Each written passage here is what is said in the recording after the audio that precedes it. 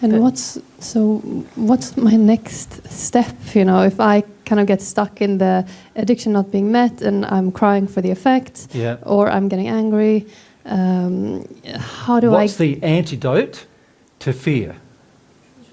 Truth. Got to be honest with yourself. Got to be sincere. Pray for truth. Pray for truth. Pray for more sincerity. Pray to see the truth.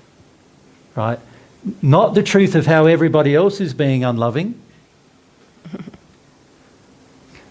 How I am being unloving. How I'm being unloving. What's my addiction? What's my expectation? Yeah, the truth. So when I see that, like, that's when the real feeling would Well, hit me. then you're probably going to have some feelings about the reality of having to give that up. If you know, then you have all these false beliefs about, well, if I don't have this, what have I got? You know? You'll find you'll have faith that is corrupt, that you have to feel your way through. You'll find that you believe in things that are false. You find that you believe in things that are unloving. You'll find all sorts of things. But truth is the way forward every time. But to accept truth, we must learn to be humble. Humble is feeling and experiencing all of those difficult emotions. So we have to learn how to be humble. A lot of truth can't come to you unless you're humble.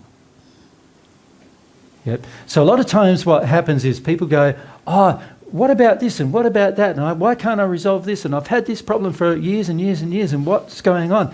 And the net reason for those things occurring is I have never been humble enough to resolve them. Yeah, that's the net cause. I've never been soft enough to my feelings and willing to go through them enough to recognise what they are and why I have them. Yep. When you go through your feelings, it's really interesting because you will notice a number of physiological effects as well of going through your feelings. So you will find that as you go through a feeling that's causal, you could call it, or the cause of your problems, you'll find your energy system in your body will probably heat up, you'll sweat, and you have all these confusing physiological symptoms as you go through the emotion.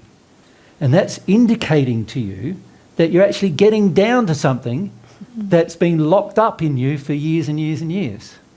That makes sense? That you actually go through it physically as well as emotionally. So I notice that a lot of people who claim they're processing things emotionally don't ever have that. So that would indicate they're not processing things emotionally. They're in the addiction of crying, hoping that their tears will somehow, people around them will see how sad they are about their addiction not getting met. And then somebody will come to their rescue and meet their addiction. It's a very common way of manipulating people to cry. So I'm not talking about that kind of crying. I'm talking about actual grief where you are in your stuff.